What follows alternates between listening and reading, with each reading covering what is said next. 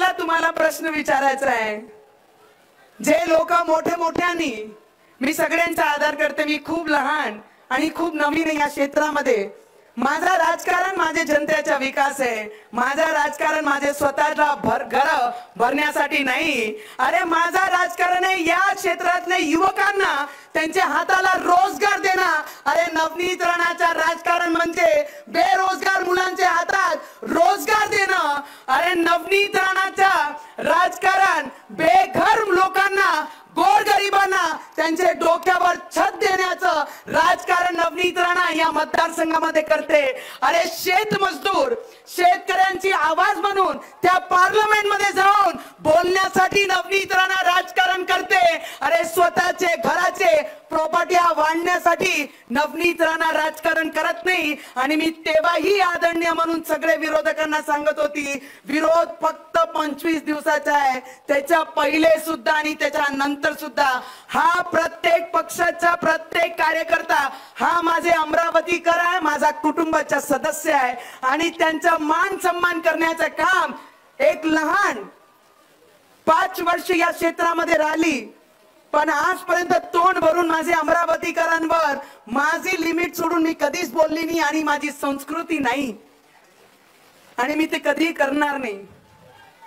देवेंद्रजी दादा, माझे बापाचं नाव काढतात, माझे वडिलांचं नाव काढतात। अरे माझे वडिलांनी त्या बॉर्डरवर अरे देशासाठी योगदान दिलेला बाप आहे माझा, आणि माझा खरा बाप छत्रपती शिवाजी महाराज आणि डॉक्टर बाबासाहेब आंबेडकर आहे। मी पाहते या मैदानामध्ये ज्या बापांच्या विचारावर या मैदानामध्ये मी उतरली आहे, जर असे मुलांचे वर कोणाचा बाप काढत असन तर त्याला धडा शिकवण्यासाठी नवनीत राणा नाही, या अमरावतीची महिला, तो शेतकरी, तो शेतमजदूर आणि तो आदिवासी त्यांना धडा शिकवणार आहे। ती नवनीत राणा धडा शिकवण्यासाठी या मंचावर उभी नाही आहे। अरे माझे क्षेत्रातला विकास, जेव्हा 33 महिन्याची सरकार होती, अत्याचार करावं तर एक बाईवर किती अत्याचार करावं। अरे अत्याचार म्हणजे काय असते?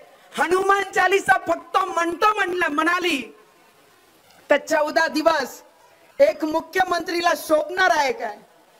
की हनुमान चालीसा फक्त वाचतो म्हणून सांगितलं तर 14 दिवस मध्ये जेलात टाकलं उद्धव ठाकरेंनी।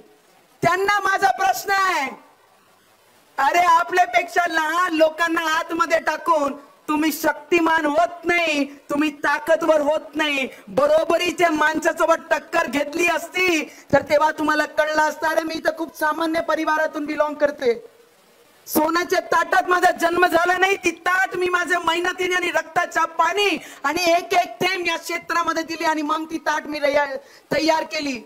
आणि या क्षेत्राची सूनला, या क्षेत्रामध्ये जेव्हा आदिवासी क्षेत्रामध्ये फिरते त्या क्षेत्राचे लोक मला म्हणतात, आमची मुलगी, आमची बहीण आहे, आमची सून आहे।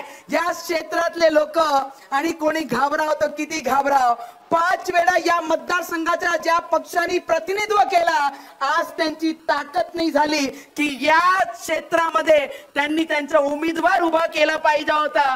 किती घाबरट आहे की पक्षाला, महाआघाडीला त्यांनी आग्रह सुद्धा नाही केला की अमरावती आम्हाला पाहिजे म्हणून। त्यांना माहिती आहे अमरावतीकरांची सूनवर किती अत्याचार या उद्धव ठाकरेंनी केला, म्हणून उद्धव ठाकरे घरी बसून घाबरून दुसऱ्या पक्षाला इथे उमेदवारी दिली। लोकशाही मराठी ऐका, पहा, जागरूक रहा।